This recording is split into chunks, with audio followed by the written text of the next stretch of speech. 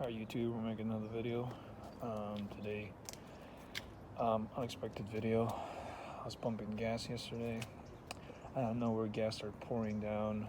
Started leaking all over the place. I just noticed that my what do you call this? Filler neck grommet or filler neck seal, the one that is in the tank, and it just rotted out. Basically, this part right here just kind of flapped out. And it started leaking fuel all over the floor, as you can see. It's all gas right there. It's just dried up from it just constantly leaking to the floor. So I wasted gas, and obviously was standing there till it stopped dripping because I had a full tank. So this is the Dorman part number 577502. Basically, as this is the grommet right here that you gotta replace. Pretty straightforward. I didn't want to make this dang video today, but I mean, you can't do it. I mean, I can't have gas spilling all over the place, so I'll do it right now. Alright, so I got it out. As you can see, that was the whole reason why mine got off. Actually, from the looks of it, I think they already replaced it before. And it was a Dorman part number. That's funny, but exact same thing as this guy. As you can see, this is, as I noticed, they replaced it before with a Dorman. Hopefully this lasts longer than the old Dorman part, but basically it's pretty straightforward. It's two 13mm bolts that is holding the strap onto the tank.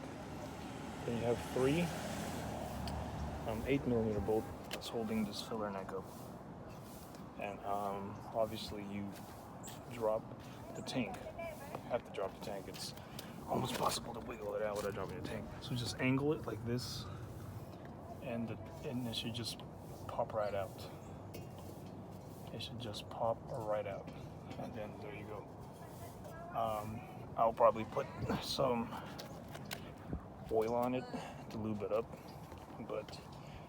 or you could use some petroleum jelly or something, but yeah, that's the part number 577-502. It's a pretty straightforward thing to do.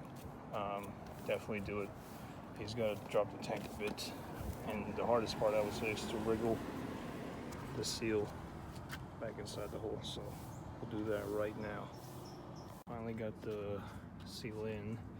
There's really no trick. Everyone uses motor oil just for like lubricant, so I just did. The hardest part, obviously, with this is trying to convince the seal to go in the freaking hole, but there's really no trick other than lubricating it. You just gotta fight it to go in, and hopefully don't rip it. That's literally the only way.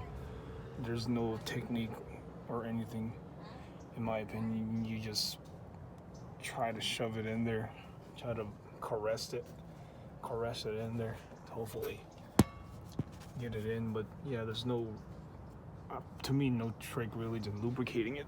Just caress it in and you'll get it in, and that's about it. You just gotta put everything back up, and it's that simple.